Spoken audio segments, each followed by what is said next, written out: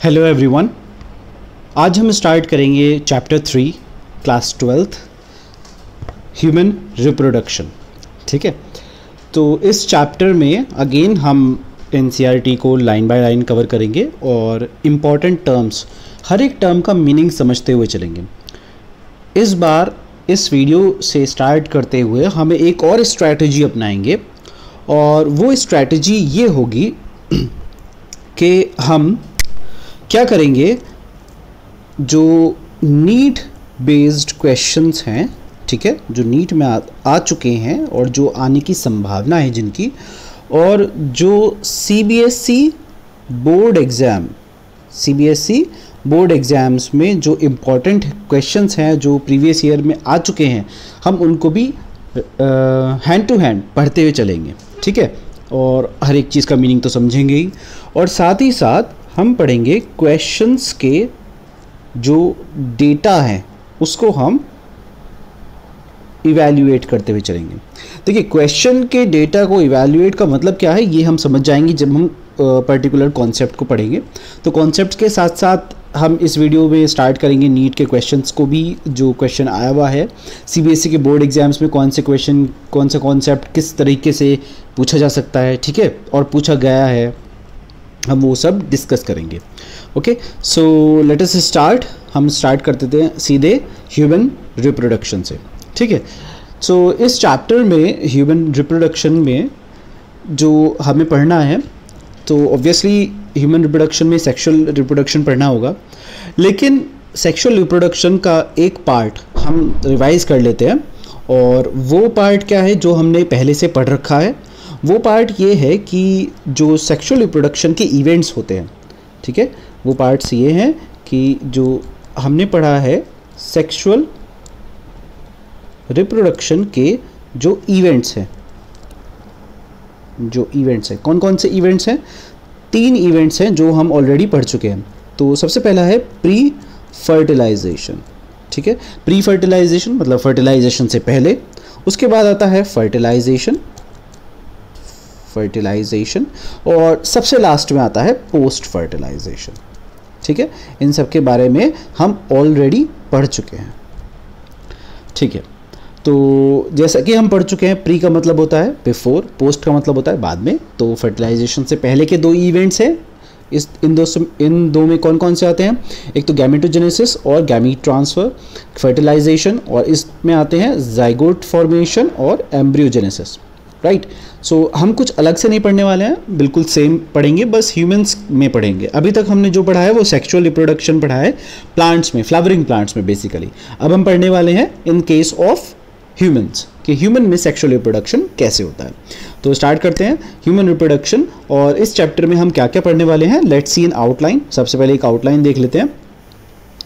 Okay, सो इस chapter में हम पढ़ने वाले हैं सबसे पहले तो द मेल रिप्रोडक्टिव सिस्टम। ठीक है, मेल रिप्रोडक्टिव सिस्टम के बारे में पढ़ेंगे, फिर उसके बाद पढ़ेंगे द फीमेल रिप्रोडक्टिव सिस्टम, उसके बाद फाइनली हम पढ़ेंगे गैमेटोजेनेसिस, जो कि हमारा सबसे पहला इवेंट है प्री फर्टिलाइजेशन का।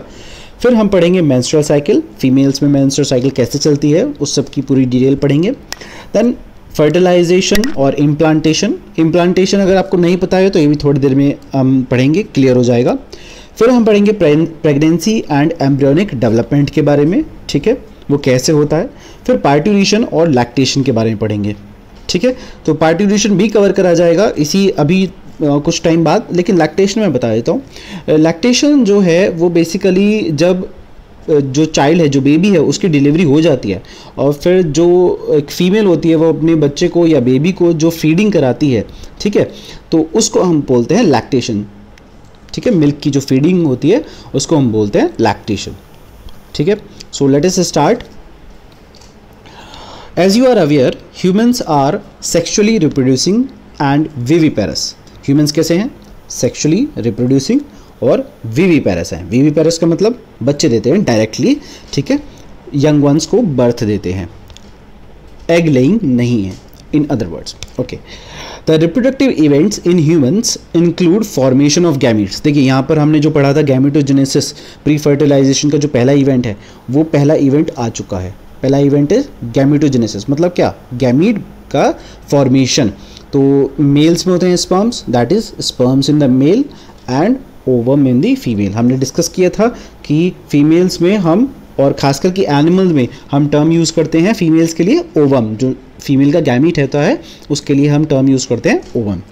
उसके बाद आएगा गैमीट ट्रांसफ़र। तो देखिए ये रहा, transfer of sperms into the female genital tract, insemination. तो यहाँ पर हमने जो गैमीट ट्रांसफ़र है उसको टर्म दिया है इंसेमिनेशन।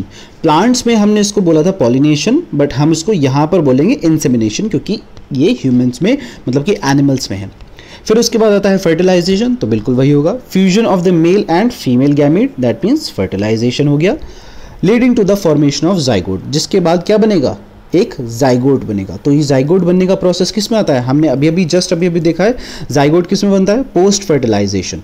देखिए यहाँ पे लिखा है ना, पोस्ट फर्टिलाइजेशन इवेंट्स में जाइगोट का फॉर्मेशन होता है, तो यानी कि फर्टिलाइजेशन के बाद के इवेंट में आता है, ठीक है, leading to the formation of zygote. This is followed by formation and development of blastocyst. मतलब जैसे ही जाइगोट बन जाता है, जाइगोट बनने के बाद एक और स्ट्रक्चर बनता है और उस स्ट्रक्चर का नाम है ब्लास्टोसिस्ट, ठीक है। ब्लास्टोसिस्ट क्या होता है, इस पूरे टर्म का मीनिंग और इसका पूरा स्ट्रक्चर हम जब अभी चैप्टर पढ़ेंगे उसमें क्लियर हो जाएगा। ब्लास्टोसिस्ट बन जाता है और फिर वो अटैच हो जाता है, attachment to the uterine wall. Uterine wall मतलब यूट्रस की वॉल से अटैच हो जाता है और इस प्रोसेस को हम क्या बोलते हैं, इम्प्लांटेशन। मतलब वो इम्प्लांट हो जाता है, जा करके अपने आप को एम्बेड कर लेगा, धंसा लेगा, ठीक है, इम्प्लांटेशन। फिर क्या होता है, एम्ब्रियोनिक डेवलपमेंट, और एम्ब्रियोनिक डेवलपमेंट को हम एनिमल्स में बोलते हैं गेस्टेशन, ठीक है। एक टर्म आया है नया कि गेस्टेशन, तो एम्ब्रियोनिक डेवलपमेंट को हम एनिमल्स में बोलते हैं गेस्टेशन। गेस्टेशन का मतलब ये होता है, और एनिमल्स में भी बेसिकली विविपेरस एनिमल्स में, मतलब जो फीमेल है, फीमेल की बॉडी के अंदर जो भी एनिमल है उसका बेबी का जो डेवलपमेंट हो रहा है, ठीक है, जब तक वो बेबी को डिलीवर आउट नहीं कर देती, अपनी बॉडी से बाहर नहीं निकाल देती, जब तक वो बच्चा पूरा मैच्योर होके, ठीक है, जब तक वो पूरा का पूरा उसकी बॉडी का फॉर्मेशन ना हो जाए, पूरा का पूरा वो बेबी का जब पूरा सारे के सारे ऑर्गन्स बन जाते हैं, उसके बाद जब डिलीवरी हो जाती है, ठीक है, तो उससे पहले का टाइम उसको बोला जाता है गेस्टेशन। तो गेस्टेशन पीरियड जो है ह्यूमंस में कितने महीने का है, 9 मंथ्स का, ठीक है। And delivery of the baby, that is parturition. मतलब जो डिलीवरी होती है बेबी की, हमने उसको टर्म दिया है पार्ट्यूरेशन, ठीक है। You have learned that these reproductive events occur after puberty. तो ये जितने भी इवेंट्स हैं ये आफ्टर प्यूबर्टी ही होंगे, क्योंकि रिप्रोडक्टिव ग्लैंड्स जो हैं वो मैच्योर होते हैं रिप्रोडक्शन के लिए आफ्टर प्यूबर्टी, ये तो हमने पढ़ रखा है, ओके। अब बात आती है कुछ डिफरेंसेस की, कि ह्यूमंस में मतलब कि मेल्स में और फीमेल्स में कुछ डिफरेंसेस हैं, तो उन डिफरेंसेस को हमें पता होना चाहिए, और इसका रीज़न क्या है वो भी हम देखेंगे। देयर आर रिमार्केबल डिफरेंसेस, मतलब बहुत क्लियर कट और बहुत ज़्यादा ध्यान देने वाला एक डिफरेंस है, और वो क्या है, between the reproductive events in the male and in the females. मतलब मेल और फीमेल में एक डिफरेंस है, और वो क्या है, sperm formation continues even in the old man. Sperm का जो फॉर्मेशन है वो ओल्ड मैन में, मतलब बूढ़े आदमी में भी कंटिन्यूस रहता है, लेकिन but the formation of ovum सीजेज in women. मतलब जो ओवम का फॉर्मेशन है वो विमेन में सीज हो जाता है, सीज का मतलब रुक जाता है, around the age of 50 years. 50 years के आसपास वो रुक जाता है, जिसको हम क्या टर्म देते हैं, मेनोपॉज। ये आपने पढ़ रखा है, मेनोपॉज। जब 50 या 45 या 50 ईयर्स का एक टाइम ड्यूरेशन दिया जाता है, ठीक है, बुक्स में, तो 45 से 50 ईयर्स के आसपास अप्रॉक्सीमेटली इस एज के अराउंड विमेन में जो ओवम का फॉर्मेशन है वो सीज हो जाता है, रुक जाता है, ठीक है। तो उसके बाद विमेन जो है वो फर्टाइल नहीं रहती, मतलब वो रिप्रोडक्शन करने के केपेबल नहीं रहती है, बट स्पर्म्स प्रोड्यूस होते हैं ओल्ड मैन में, ठीक है। तो वो जो स्पर्म का प्रोडक्शन है और जो ओवम का प्रोडक्शन है, तो उसका जो इवेंट्स हैं ये दोनों इक्वल नहीं है, ये बात यहाँ पर कही गई है, ठीक है। इसके बाद आता है द मेल रिप्रोडक्टिव सिस्टम, और ऐसा बेसिकली क्यों है, ये जो हमने अभी लाइन पढ़ी है कि ये जो डिफरेंस है, ऐसा डिफरेंस क्यों है, ये हम अभी जब चैप्टर पढ़ेंगे तो उसमें क्लियर हो जाएगा, ठीक है, कि विमेन में जो सीज है, मतलब जो रुक जाता है वो 50 ईयर्स पे ही क्यों रुक जाता है, इसका डिफरेंस हम पढ़ेंगे, ठीक है, ओके। Male reproductive system. तो male reproductive system is located in the pelvis region. ये पेल्विस रीजन क्या होता है? पेल्विस रीजन वो होता है जहाँ पर हमारा पेल्विक गर्डल होता है, ठीक है। लेग से ऊपर जो हमारा गर्डल्स हैं, आपने क्लास 11th में लोकोमोशन वाला जो चैप्टर है, लोकोमोशन एंड मूवमेंट, उसमें हमने 2 गर्डल्स पढ़े हैं, पेक्टोरल गर्डल और पेल्विक गर्डल, ठीक है। तो पेल्विक गर्डल जो होता है उसकी यहाँ पे बात करिए, उस रीजन की। तो पेल्विस रीजन में प्रेजेंट है। इट इंक्लूड्स, रिप्रोडक्टिव सिस्टम में क्या क्या इंक्लूड करते हैं हम? A pair of testis along with accessory ducts, testis और उससे निकलने वाले जितने भी डक्ट्स हैं, और उसके साथ में जितने भी ग्लैंड्स रहते हैं, और साथ में external genitalia, glands, accessory ducts, testis, इन सबको मिला करके हम क्या बनाएंगे? हम क्या बोलते हैं कि ये है मेल रिप्रोडक्टिव सिस्टम। ओके, तो अब इसके बाद हम आते हैं नेक्स्ट पेज पर। Okay, the testis are situated outside the abdominal cavity within a pouch called scrotum. देखिए यहाँ पर एक टर्म आया है एब्डोमिनल कैविटी। इसका मीनिंग जो है आपको पता है, लेकिन फिर भी हम इसके मीनिंग को थोड़ा सा डिस्कस कर लेते हैं कि एक्चुअली में इसका क्या मतलब है, एक्चुअल में क्या मतलब है इसका, वो हम यहाँ पे पढ़ लेते हैं, ठीक है। तो देखिए हमारा जो टॉर्सो होता है, मतलब नेक से नीचे का जो रीजन है और जो वेस्ट लाइन है, ठीक है, नेक से नीचे का रीजन मतलब जो शोल्डर्स वाला है वो वाला पार्ट, और यहाँ पर हमारी मान लीजिए ये है वेस्ट लाइन, ठीक है। तो यहाँ पे हमारी है नेक और यहाँ पे हमारे आर्म्स। डायग्राम बहुत अच्छा नहीं बन रहा है बट एनीवे। तो हमारे यहाँ पर बीच में लंग्स भी होते हैं, और लंग्स के नीचे, जस्ट नीचे क्या होता है? लंग्स के नीचे एक डायफ्राम होता है, ठीक है। लंग्स के नीचे होता है एक डोम शेप का मस्कुलर डायफ्राम। तो देखिए कॉन्सेप्ट ये है कि डायफ्राम से जो ऊपर वाली कैविटी है, ठीक है, डायफ्राम से जो ऊपर वाली कैविटी है, this is called thoracic cavity. Diaphragm से ऊपर वाली कैविटी जो है उसको हम बोलते हैं थोरैसिक कैविटी, और जो ये नीचे वाली कैविटी है डायफ्राम से जस्ट नीचे वाली, इसको हम बोलते हैं एब्डोमिनल कैविटी। तो ये एब्डोमिनल कैविटी के नीचे प्रेजेंट है स्क्रोटम, मतलब एब्डोमिनल कैविटी के नीचे, ठीक है। एब्डोमिनल कैविटी के नीचे ये वाला पोर्शन हो गया, तो यहाँ पर प्रेजेंट रहता है क्या? Scrotum. So let's come back. Okay, हाँ, testis are situated outside the abdominal cavity within a pouch called the scrotum, और उस पाउच को हम क्या बोलते हैं? स्क्रोटम। ये हमने लोअर क्लासेस से ही हम पढ़ते आ रहे हैं। Okay, after this scrotum helps. अब ये एक्चुअली में बाहर क्यों होती है? जो टेस्टिस होती है वो एक सैक लाइक स्ट्रक्चर जो हमने पढ़ा है, मतलब एक थैले के जैसा स्ट्रक्चर, पाउच के जैसा स्ट्रक्चर स्क्रोटम, उसमें क्यों होती है तो उसके बारे में हम पढ़ रहे हैं। The scrotum helps in maintaining the low temperature of testis 2.2 to 2.5 degree Celsius lower than the normal internal body temperature necessary for spermatogenesis. इसका मतलब क्या है? देखिए, स्पर्मेटोजेनेसिस मतलब स्पर्म का फॉर्मेशन। स्पर्मेटो मीन्स स्पर्म और जेनेसिस मीन्स फॉर्मेशन या development. तो स्पर्म के डेवलपमेंट के लिए दरअसल 2 डिग्री या 2.5 डिग्री टेम्परेचर कम चाहिए होता है than the normal body temperature. मतलब कि 37 डिग्री सेल्सियस हमारी बॉडी का टेम्परेचर है, लेकिन स्पर्म्स के प्रोडक्शन के लिए हमारी बॉडी को कैसा टेम्परेचर चाहिए? नियरली 35 डिग्री सेल्सियस, ठीक है। 35 डिग्री सेल्सियस पे स्पर्म का फॉर्मेशन होता है और स्पर्म का मैचुरेशन होता है। तो ऐसा टेम्परेचर हमारी इंटरनल बॉडी के अंदर रहेगी अगर टेस्टिस, तो पॉसिबल नहीं है।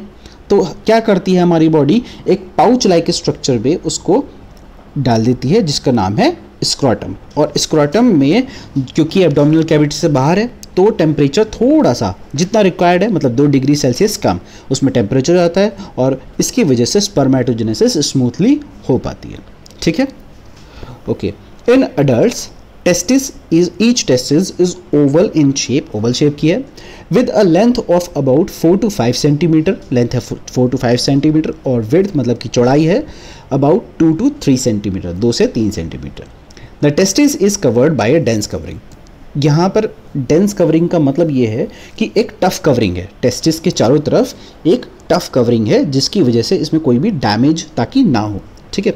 Each testis has about 250 compartments, मतलब एक टेस्टिस की बात कर रहे हैं वो 250 कंपार्टमेंट्स में डिवाइडेड है, 250 कंपार्टमेंट्स में डिवाइडेड है। और हम उन कंपार्टमेंट्स को ऑल टुगेदर मतलब सबको कंबाइन करके क्या बोलते हैं, टेस्टिकुलर लोब्यूल्स। 250 कंपार्टमेंट्स को हम एक साथ मिलाकर क्या बोलते हैं, टेस्टिकुलर लोब्यूल्स। और एक को क्या बोलेंगे फिर, टेस्टिकुलर लोब्यूल। सिंपली आप यहाँ पर एस जो लगा हुआ है इसको नोटिस कर रहे होंगे। तो टेस्टिकुलर लोब्यूल्स होते हैं बहुत सारे, कितने, अबाउट 250, मतलब 250 के आसपास। अब हम बात कर रहे हैं एक लोब्यूल की, जो मतलब 250 लोब्यूल थे, अब उसमें से हम एक लोब्यूल की बात कर रहे हैं, ठीक है। तो एक लोब्यूल मतलब जो एक चेम्बर है हम उसकी बात कर रहे हैं। तो ईच लोब्यूल या जो चेम्बर है contains 1 to 3 highly coiled seminiferous tubule. तो एक लोब्यूल के अंदर क्या क्या प्रेजेंट है, 1 to 3 मतलब कि 1 से 3 तक highly coiled seminiferous tubules. Tubules का मतलब होता है छोटी छोटी ट्यूब्स। तो छोटी छोटी ट्यूब्स हैं जिनको नाम हमने दिया है सेमिनिफेरस ट्यूब्यूल्स, जिनके अंदर क्या प्रोड्यूस होते हैं, स्पर्म्स प्रोड्यूस होते हैं। इन ट्यूब्स के अंदर क्या प्रोड्यूस होते हैं, स्पर्म्स प्रोड्यूस होते हैं, ठीक है। अगर हम इस ट्यूब की बात करें, each seminiferous tubule is lined on it's inside. अब देखिए यहाँ पर ये किस डिटेल में जा रहा है आपको वो समझना पड़ेगा, एनसीईआरटी किस डिटेल में जा रही है। देखिए सबसे पहले हम बात करें एक टेस्टिस की। एक टेस्टिस में हमने कहा 250 कंपार्टमेंट है। हम इसको यहाँ पर विजुलाइज कर लेते हैं थोड़ा सा, यहाँ पर, ओके। तो हमने कहा कि एक टेस्टिस है और टेस्टिस के अंदर बहुत सारे कंपार्टमेंट्स हैं, 250 कंपार्टमेंट्स हैं। उसके बाद हम एक कंपार्टमेंट की बात करी और हमने कहा कि एक कंपार्टमेंट में लगभग 1 से 3 सेमिनिफेरस ट्यूब्यूल्स हैं। अब हम बात कर रहे हैं उस 1 से 3 सेमिनिफेरस ट्यूब्यूल की हम बात कर रहे हैं, ठीक है। तो टेस्टिस के अंदर टेस्टिकुलर लोब्यूल, उसके अंदर सेमिनिफेरस ट्यूब्यूल, और सेमिनिफेरस ट्यूब्यूल की अब हम बात कर रहे हैं, ठीक है। तो let us see each seminiferous tubule, अब एक सेमिनिफेरस ट्यूब्यूल की बात चल रही है, देखिए, इज लाइंड ऑन इनसाइड। अब वो अंदर से लाइन होता है बाय 2 टाइप्स ऑफ सेल, 2 तरह के सेल्स होते हैं उसके अंदर। कौन कौन से वो 2 सेल्स होते हैं, mail germ sales and Sertoli cells. और मेल जर्म सेल्स को हम बोलते हैं स्पर्मेटोगोनिया। अब इन टर्म्स को थोड़ा सा समझ लेते हैं। देखिए मेल जर्म सेल्स, तो इसका मतलब ये नहीं है कि यहाँ पर जर्म्स प्रेजेंट है। देखिए जर्म्स उसको बोला जाता है जो बहुत ऐसे सेल्स होते हैं, जर्म सेल्स, जो बहुत तेज़ी से डिवाइड करते हैं। आपने जनरली डेटॉल के ऐड में देखा है कि वो बोलते हैं कि किल्स 99.9% जर्म्स।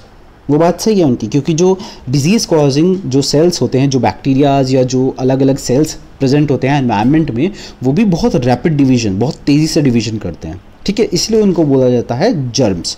यहाँ पर मेल जर्म सेल्स का मतलब ये है कि जो स्पर्म प्रोड्यूस करते हैं ऐसे सेल्स को, ठीक है, और ऐसे सेल्स जो बहुत तेज़ी से डिवाइड करते हैं, तो इसीलिए नाम दिया गया है मेल जर्म सेल्स, ठीक है। और उनको हम स्पर्मेटोगोनिया भी बोलते हैं क्योंकि स्पर्म फॉर्मेशन करते हैं, ठीक है। एक तो है मेल जर्म सेल और दूसरे कौन से हैं, सर्टोली सेल्स हैं, ठीक है। सर्टोली नाम के एक साइंटिस्ट थे जिनके नाम के आगे हमने ये सेल्स को नाम दिया है। तो सर्टोली सेल्स भी प्रेजेंट होते हैं। अब इनका फंक्शन पढ़ लेते हैं। एक्चुअली में सेल्स प्रेजेंट तो हैं पर ये करते क्या हैं। The mail germ sales undergo meiotic division. तो मेल जर्म सेल है तो हमें पता है रिप्रोडक्टिव स्ट्रक्चर के लिए, रिप्रोडक्शन के लिए मियोसिस होनी ज़रूरी है। तो मेल जर्म सेल्स में मियोसिस होती है, मतलब मियोटिक डिवीजन्स होते हैं, finally leading to sperm formation, जिसकी वजह से फाइनली क्या बन जाता है, गैमीट बन जाता है, मतलब स्पर्म का फॉर्मेशन हो जाता है। वाइल सर्टोली सेल्स, और जबकि सर्टोली सेल्स जो हैं वो क्या करते हैं, provide nutrition to the germ cells. जो ये अभी स्पर्म जो बने हैं, ठीक है, उनको क्या करता है, न्यूट्रिशन प्रोवाइड कराता है, ठीक है। उनको ये देखभाल करता है, जो स्पर्म बनते हैं और जो जर्म सेल्स रहते हैं उनको कंटिन्यूसली न्यूट्रिशन प्रोवाइड कराता रहता है, ठीक है। The regions outside the seminiferous tubules, called interstitial spaces, contain small blood vessels and interstitial cells और Leydig cells। देखिए यहाँ पर ये बात कही गई है कि जो सेमिनिफेरस ट्यूब्यूल्स हैं, 2-3 सेमिनिफेरस ट्यूब्यूल्स, उनके बीच की जो जगह होती है, ठीक है, उनके बीच की जो जगह होती है हम उनको बोलते हैं इंटरस्टिशियल स्पेस। और उस इंटरस्टिशियल स्पेस में प्रेजेंट होते हैं ब्लड वेसल्स और इंटरस्टिशियल सेल्स, मतलब कुछ सेल्स प्रेजेंट है जिनको हमने नाम दिया है इंटरस्टिशियल सेल्स या फिर लेडिग सेल्स, ठीक है। और ये लेडिग सेल्स क्या काम करते हैं, लेडिग सेल्स सिंथेसाइज मतलब बनाते हैं और सिक्रीट करते हैं testicular hormones called androgens secrete करते हैं, and other immunologically competent cells are also present. मतलब कि ये सिक्रीट करते हैं टेस्टिकुलर हार्मोन्स जैसे कि एंड्रोजन्स, मतलब कि टेस्टोस्टेरोन सिक्रीट करते हैं, और इम्यूनिटी के लिए मतलब इम्यून सिस्टम हमारा ताकि बना रहे, ठीक है, वहाँ पे इम्यूनिटी को मेंटेन करने वाले सेल्स भी प्रेजेंट होते हैं। तो अब इसका डायग्राम देख लेते हैं। ये है एक सेमिनिफेरस ट्यूब्यूल का डायग्राम, ठीक है। तो आपको यहाँ पर देखिए जो आपको रेड कलर का दिख रहा है ये है इंटरस्टिशियल स्पेस, ठीक है, और यहाँ पर देखिए लेबल्ड भी है इंटरस्टिशियल सेल्स, यहाँ पर प्रेजेंट होते हैं इंटरस्टिशियल सेल्स जिसको हम बोलते हैं लेडिग सेल्स, ठीक है। और ये क्या प्रोड्यूस करते हैं, टेस्टोस्टेरोन, ठीक है। अब इसके अंदर क्या प्रेजेंट है, ये जो पूरा का पूरा चेम्बर आपको दिखाई दे रहा है, ये ग्रीन कलर से जो मैंने मार्क करा है, ये पूरा का पूरा है एक सेमिनिफेरस ट्यूब्यूल। अब इसके अंदर आपको दिख रहा है स्पर्मेटोगोनिया, मतलब कि स्पर्मेटोगोनिया क्या था, मेल जर्म सेल्स, ठीक है, ये मेल जर्म सेल्स हैं। फिर यहाँ पे स्पर्मेटोजोआ है, मतलब कि स्पर्म्स है, ठीक है, इमेच्योर स्पर्म्स को बोलते हैं स्पर्मेटोजोआ, अगर आपको कंफ्यूजन हो रहा हो तो बता दिया मैंने। फिर यहाँ पे देखिए सर्टोली सेल्स भी हैं। तो सर्टोली सेल्स का फंक्शन हमने पढ़ा है, क्या काम करते हैं, ये न्यूट्रिशन प्रोवाइड कराते हैं स्पर्म्स को। तो आप देखेंगे, अगर मैं इसको देखिए जूम कर देता हूँ, तो ये जो स्पर्म्स हैं, ये सर्टोली सेल्स, जो ये सर्टोली सेल्स है और ये जो स्पर्म है यहाँ पर, ये इसके पास में आ रहा है। ये पास में आने का मतलब यही है कि वो न्यूट्रिशन एब्जॉर्ब कर रहा है, ठीक है, ओके। सो अब वापस चलते हैं। यस, तो हमने ये पढ़ लिया है कि कंपार्टमेंट्स होते हैं, टेस्टिकुलर लोब्यूल्स होते हैं बहुत सारे, ठीक है। तो टेस्टिकुलर लोब्यूल्स के अंदर सेमिनिफेरस ट्यूब्यूल्स होते हैं, और सेमिनिफेरस ट्यूब्यूल्स के अंदर स्पर्मेटोगोनिया या मेल जर्म सेल्स होते हैं और सर्टोली सेल्स होते हैं, ठीक है। सर्टोली सेल्स का फंक्शन पढ़ लिया, ये सब हमने पढ़ लिया है। अब एक बार हम थोड़ा सा इसका एसेसरी डक्ट्स जो हमने पढ़ा था और एसेसरी ग्लैंड्स, उसके बारे में और पढ़ लेते हैं। Okay, the male sex accessory ducts includes rate testis. इसमें क्या क्या इंक्लूड होता है, रेटे टेस्टिस। अभी इन सबको हम डायग्रामेटिकली पढ़ेंगे। एक तो रेटे टेस्टिस होता है, वासा एफ्रेंशिया होता है, एपिडिडाइमस होता है और वास डेफरेंस होते हैं। तो सबसे पहले देख लेते हैं कि स्ट्रक्चर्स होते क्या हैं और कैसे कैसे होते हैं, ठीक है। तो ये देखिए, यस, टेस्टिकुलर लोब्यूल्स, एक टेस्टिस है, उसमें टेस्टिकुलर लोब्यूल्स आपको दिखाई दे रहे हैं बहुत सारे, ठीक है। और जैसा कि आप देख रहे हैं टेस्टिकुलर लोब्यूल से क्या निकल रहे हैं, टेस्टिकुलर लोब्यूल से बाहर क्या निकल रहे हैं, रेटे टेस्टिस। टेस्टिकुलर लोब्यूल के बाद है रेटे टेस्टिस, और रेटे टेस्टिस के बाद टेस्टिकुलर लोब्यूल्स में क्या प्रेजेंट है, सेमिनिफेरस ट्यूब्यूल। और सेमिनिफेरस ट्यूब्यूल में क्या बन रहे हैं, स्पर्म्स। तो स्पर्म्स बनेंगे टेस्टिकुलर लोब्यूल में, ऑब्वियसली इनडायरेक्टली मतलब वहीं बन रहे हैं। फिर वो कहाँ ट्रांसफ़र कर दिए जाएंगे, रेटे टेस्टिस में, जब उनको बाहर आना होगा रेटे टेस्टिस में ट्रांसफ़र कर दिए जाएंगे। रेटे टेस्टिस से फिर वो निकल के कहाँ जाएंगे, वासा एफ्रेंशिया। ये जो पाइप्स आपको दिखाई दे रहे हैं, वासा एफ्रेंशिया। वास डेफरेंस और वासा एफ्रेंशिया दोनों अलग अलग चीज़ हैं, ठीक है। तो वासा एफ्रेंशिया में जाएंगे, फिर वासा एफ्रेंशिया से ये कहाँ जाएंगे, एपिडिडाइमस। देखिए एपिडिडाइमस जो स्ट्रक्चर है वो टेस्टिस से बाहर लोकेटेड है, टेस्टिस के अंदर नहीं है, ठीक है, ओके। अब हम पढ़ते हैं और ये इसी सीक्वेंस में ही बाहर निकलते हैं, मतलब कि सबसे पहले टेस्टिकुलर लोब्यूल, फिर रेटे टेस्टिस में जाएगा, फिर वासा एफ्रेंशिया में जाएगा, फिर एपिडिडाइमस में जाएगा, ठीक है। तो इसको हम स्टडी कर लेते हैं। The seminiferous tubules of the testis open into the Vasa efferentia through the rate testis. मतलब जो सेमिनल ट्यूब्यूल्स है वो ओपन करते हैं वासा एफ्रेंशिया में थ्रू दी रेटे टेस्टिस। हमने यही पढ़ा है। देखिए टेस्टिकुलर लोब्यूल के अंदर सेमिनिफेरस ट्यूब्यूल हैं, वो वासा एफ्रेंशिया में ओपन होते हैं through the rate testis. Rate testis ये एक छोटे से पाइप के जैसे स्ट्रक्चर्स हैं, ठीक है। इनको रेटे टेस्टिस इसलिए बोला गया है क्योंकि ये टेस्टिस के अंदर प्रेजेंट है। The Vasa efferentia leaves the testis, मतलब टेस्टिस से बाहर है, ठीक है, and open into the epididymis. और ये एपिडिडाइमस में खुलते हैं जा करके, लोकेटेड, और एपिडिडाइमस में खुलते हैं। और ये एपिडिडाइमस कहाँ लोकेटेड है? Located along the posterior surface of each testis. तो इसका मतलब ये है, ये वाला सरफेस कौन सा है टेस्टिस का? ये पोस्टीरियर सरफेस है और ये वाला एंटीरियर सरफेस है, ठीक है। तो टेस्टिस के पोस्टीरियर सरफेस की साइड पे लोकेटेड होता है एपिडिडाइमस, ठीक है। अगर जो दूसरी टेस्टिस अगर इसमें लेबल करना चाहें एपिडिडाइमस, तो देखिए ये होगा एपिडिडाइमस, दिस इज एपिडिडाइमस, ठीक है, okay. The epididymis leads to vas deferens that ascends to the abdomen, मतलब एब्डोमेन में जाता है, मतलब कि टेस्टिस से निकल के कहाँ जाएगा? एब्डोमेन में, क्योंकि टेस्टिस तो स्क्रोटम में है, एब्डोमेन से बाहर है, तो इसीलिए एपिडिडाइमस जाता है कहाँ? वास्ट डेफरेंस बन के कहाँ जाएगा? वो एब्डोमेन में जाएगा। And loops over the urinary bladder, urinary bladder के ऊपर से जाता है, ठीक है। अभी हम इसको डायग्रामेटिकली देखेंगे दोबारा से। It receives a duct from the seminal vesicle and opens into the urethra as the ejaculatory duct. These ducts store and transport the sperms from the rete testis to outside through the urethra.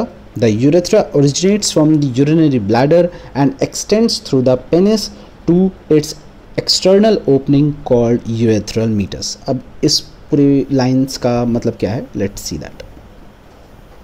देखिए इस diagram में बहुत clearly show हो रहा है कि ये यहाँ पर क्या बात कहना चाह रहे हैं, ठीक है। तो सॉरी, इसका थोड़ा सा एडजस्टमेंट कर लेते हैं। यस, तो देखिए सबसे पहले तो ये जो टेस्टिस है, टेस्टिस से हमने कहा क्या निकल रहा था? एक एपिडिडाइमस बाहर था उसके, तो ये वाला पार्ट तो एपिडिडाइमस ही है, ठीक है। इसके बाद हम क्या कहते हैं कि एपिडिडाइमस से क्या निकलता है? Vast deference. तो ये रहा हमारा, सॉरी ये रहा हमारा वास्ट डेफरेंस, ठीक है। तो ये टेस्टिस से निकल के कहाँ जा रहा है? एब्डोमेन में जा रहा है, देखिए ये जा रहा है एब्डोमेन में, ठीक है। और फिर ये loops over the urinary bladder, मतलब यूरिनरी ब्लैडर के ऊपर से होता हुआ जा रहा है। देखिए वास्ट डेफरेंस, ये रहा हमारा यूरिनरी ब्लैडर, तो यूरिनरी ब्लैडर के ऊपर से होता हुआ जा रहा है, ठीक है। तो ये जो जा रहा है, मैं बना के दिखा देता हूँ, ये यहाँ से इस तरीके से जा रहा है, ठीक है। और उसके बाद ये एक ग्लैंड है सेमिनल वेसाइकल, ठीक है। सेमिनल वेसाइकल हालांकि हमने 10th में पढ़ रखा है, लेकिन हम इसके बारे में भी थोड़ी देर में पढ़ेंगे। तो सेमिनल वेसाइकल एक ग्लैंड है जो अपना सिक्रीशन करता है। तो ये वास्ट डेफरेंस सेमिनल वेसाइकल के डक्ट के साथ कंबाइन हो जाता है, ठीक है। और उस कंबाइन हुए हुए डक्ट को हम क्या बोलते हैं? Ejaculatory duct. You can see it, आप इसे डायग्राम में देख सकते हो, इजैकुलेटरी डक्ट, ठीक है। और फिर जो यूरेथ्रा जो निकलता है यूरिनरी ब्लैडर से, देखिए जो पाइपलाइन यूरिनरी ब्लैडर से निकलती है हम उसको बोलते हैं यूरेथ्रा, ठीक है। तो यूरेथ्रा कहाँ से ओरिजिनेट हो रहा है? ये जो पार्ट है यहाँ से ओरिजिनेट हो रहा है, ठीक है। तो इजैकुलेटरी डक्ट किस में कंबाइन हो जाएगा? यूरेथ्रा में कंबाइन हो जाता है। और फाइनली इसमें ये किस में चला जाता है? पेनिस में, ठीक है। और जो पेनिस की जो ओपनिंग होती है, ठीक है, यहाँ पर जो ये ओपनिंग है इसको हमने कहा है यूरेथ्रल मीटस। जो यहाँ पर ओपनिंग होती है उसको बोलते हैं यूरेथ्रल मीटस, ठीक है। तो उसको बोलते हैं urethral meatus, okay. I hope ये तो समझ में आ गया होगा आप सबको, ठीक है। एक बार हम इसका स्ट्रक्चर और देख लेते हैं। जो यहाँ पर पर्टिकुलरली जो यूरेथ्रा है, देखिए यहाँ पर यूरेथ्रा है, ठीक है। और जो ये ओपनिंग है इसको हम बोलते हैं यूरेथ्रल मीटस, ओके। अब आते हैं हम नेक्स्ट पार्ट पर। The penis is the male external genitalia. Penis जो है वो मेल एक्सटर्नल जेनिटिलिया है। It is made up of special tissue that helps in the erection of penis to facilitate insemination. देखिए यहाँ पर ये बात कही गई है कि जो पेनिस है उसके अंदर स्पेशल टिश्यूज़ होते हैं जिसकी वजह से उसके अंदर क्या होता है? इरेक्शन हो जाता है। और इरेक्शन की वजह से फैसिलिटेशन होता है इंसेमिनेशन का। और इंसेमिनेशन हम पढ़ चुके हैं। इंसेमिनेशन क्या है? गैमीट ट्रांसफ़र, ठीक है। ह्यूमंस में या एनिमल्स में जो गैमीट ट्रांसफ़र की जो टेक्निक है दैट इज़ इंसेमिनेशन, ठीक है। The enlarged end of penis called glans penis is covered by a loose fold of skin called the foreskin. तो यहाँ पर जो बात करी गई है कि एनलार्ज एंड, एक एनलार्ज एंड होता है पेनिस का, उसको बोलते हैं ग्लांस पेनिस। क्या बोलते हैं उसको? Glans penis. और ग्लांस पेनिस जो होता है एक लूज फोल्ड ऑफ स्किन से कवर्ड होता है, ठीक है। वो स्किन बहुत लूज होती है, उसको बोलते हैं फोर स्किन। ये क्वेश्चन एक बार पर्टिकुलरली नीट में पूछा जा चुका है, ठीक है। और इस पर्टिकुलर क्वेश्चन में क्या पूछा गया था कि जो ग्लांस पेनिस है is covered by a loose fold of skin called, और उसमें ऑप्शन फोर स्किन नहीं था, तो उसमें ऑप्शन था प्रीपुस, क्योंकि फोर स्किन को प्रीपुस भी बोला जाता है, PREPUCE, प्रीपुस, ठीक है। तो इसको एक बार हम देख लेते हैं diagrammatically. So this is the glans penis. देखिए पेनिस में एक ग्लांस पेनिस, एनलार्ज्ड एंड और फिर four skin. Okay, now let us see the, अब हम देखते हैं accessory glands. The male accessory glands, जो एसेसरी ग्लैंड्स हैं जिसको हम अभी डायग्रामेटिकली अब देखेंगे, इंक्लूड, अब यहाँ पे इम्पॉर्टेंट पॉइंट है, और वो इम्पॉर्टेंट पॉइंट क्या है वो हम कवर करेंगे। इंक्लूड क्या करता है? पेयर्ड सेमिनल वेसाइकल, मतलब कि पेयर्ड का मतलब दो सेमिनल वेसाइकल्स हैं, ठीक है। अ प्रोस्टेट मतलब single prostate gland, paired bulbo urethral gland मतलब कि दो बल्बो यूरेथ्रल ग्लैंड्स। तो टोटल मिलाकर के कितने ग्लैंड्स हो गए? दो सेमिनल वेसाइकल, दो बल्बो यूरेथ्रल और सिंगल एक प्रोस्टेट, मतलब कि टोटल 5 ग्लैंड्स हो गए, ठीक है। The secretion of these glands constitute the seminal plasma. तो इनका जो सिक्रीशन होता है उससे बनता है seminal plasma, which is rich in fructose, calcium and certain enzymes. The secretions of the bulbourethral glands also help in the lubrication of penis. मतलब ये जो bulbourethral gland है ये हेल्प करता है इन दी लुब्रिकेशन ऑफ पेनिस, ठीक है। अब इसको हम थोड़ा सा पढ़ लेते हैं कि एक्चुअली में ये ग्लैंड्स कहाँ हैं और कैसे कैसे लोकेटेड हैं। ओके, सो सबसे पहले तो हम इस वाले पर्टिकुलर डायग्राम में देखते हैं। ओके, नाउ आपको दिख रहा है सबसे पहले सेमिनल वेसाइकल, ठीक है। तो सेमिनल वेसाइकल की लेबलिंग ये रही, ठीक है, आप देख सकते हैं this is the seminal vesicle. उसके बाद आता है प्रोस्टेट, तो प्रोस्टेट की लेबलिंग ये रही, यू कैन सी, देख सकते हैं आप, ये रहा प्रोस्टेट, ठीक है। और बल्बोयूरेथ्रल ग्लैंड जो होता है वो ये रहा, ये, और इसकी लेबलिंग मैं आपको दिखा देता हूँ, देखिए ये रहा बल्बोयूरेथ्रल ग्लैंड।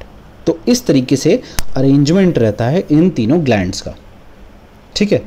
तो ये तीनों ग्लैंड्स रहते हैं किस तरीके से? देखिए प्रोस्टेट आप देख रहे हैं जैसे एक सिंगल ग्लैंड है, वो थोड़ा सा बड़ा सा ग्लैंड है, ठीक है। तो ये एक्चुअली में करते क्या है? ये क्या करते हैं, जैसे ही स्पर्म्स निकलते हैं वास डिफरेंस के थ्रू, और वो इजैकुलेटरी डक्ट में, इजैकुलेटरी डक्ट, और फिर बाद में जब यूरेथ्रा में वो पहुँचते हैं, जैसे जैसे स्पर्म निकलते हैं ये अपने सिक्रीशन करते रहते हैं। मतलब सेमिनल वेसाइकल अपना सिक्रीशन डालेगा, प्रोस्टेट अपना सिक्रीशन डालेगा, और बल्बोयूरेथ्रल ग्लैंड जो है वो अपना सिक्रीशन डालेगा। तीनों के सिक्रीशंस को मिला करके हम एक टर्म देते हैं, और उस टर्म को क्या बोला जाता है? सेमिनल प्लाज्मा, ठीक है। तीनों ग्लैंड्स के सिक्रीशंस को हम क्या बोलते हैं? Seminal plasma. और ये जो सेमिनल प्लाज्मा होता है ये रिच होता है फ्रक्टोज में, ठीक है। ये फ्रक्टोज जो होती है बहुत हेल्पफुल होती है, ये स्पर्म्स को स्विम करने में या स्पर्म्स को ज़िंदा रहने में एनर्जी प्रोवाइड कराती है, ठीक है। फिर कैल्शियम एंड सर्टेन एंजाइम्स, और कैल्शियम रहते हैं और कुछ सर्टेन एंजाइम्स रहते हैं। और जो बल्बोयूरेथ्रल ग्लैंड्स हैं उसका जो बेसिकली सिक्रीशन है वो पेनिस के लुब्रिकेशन में हेल्प करता है, ठीक है। ओके, अब यहाँ पर एक बात है जो हमें पता होनी चाहिए, और वो ये कि एक टर्म है जो है सीमेन, ठीक है। सीमेन जो होता है वो एक्चुअली में इसका मतलब होता है स्पर्म्स, आपने लोअर क्लासेस में यही पढ़ा है, लेकिन अब जो हम पढ़ रहे हैं, ठीक है, तो इसीलिए उसके लिए हमें फैक्ट्स पता होना चाहिए, ट्रू कॉन्सेप्ट पता होना चाहिए। तो एक्चुअली में सीमेन होते हैं ऑब्वियसली स्पर्म्स तो होंगे उसमें, लेकिन साथ ही साथ स्पर्म्स के साथ साथ सेमिनल प्लाज्मा होना ज़रूरी है। स्पर्म्स प्लस सेमिनल प्लाज्मा, तो सीमेन की जो डेफिनेशन अब बन जाती है हमारे लिए वो स्पर्म्स प्लस सेमिनल प्लाज्मा, और सेमिनल प्लाज्मा क्या है? तीनों का कॉम्बिनेशन, तीनों ग्लैंड्स का सिक्रीशन का कॉम्बिनेशन, तो उसको हम बोलते हैं सीमेन। ठीक है, आई थिंक कॉन्सेप्ट आपका क्लियर हो गया होगा, ये पर्टिकुलर कॉन्सेप्ट जो है। ठीक है, ओके तो दोस्तों इस वीडियो में इतना ही। अब फीमेल रिप्रोडक्टिव सिस्टम जो है वो हम कवर करेंगे हमारी नेक्स्ट वीडियो में। ठीक है, so go for the next video and please hit the subscribe and like button if you like the video, and जो भी आपके डाउट्स हैं वो आप कमेंट बॉक्स में डाल सकते हैं। ठीक है, और एक लिंक गिवन है डिस्क्रिप्शन में, उस डिस्क्रिप्शन में जो लिंक गिवन है आप वहाँ पर भी जा कर के अपना पर्टिकुलर क्वेश्चन या क्वेरी जो है वो पोस्ट कर सकते हैं, एंड विदिन 24 आवर्स आपको आपका जो डाउट है उसका क्लैरिफिकेशन मिल जाएगा, and that also free of cost obviously. ठीक है, तो मिलते हैं नेक्स्ट वीडियो में।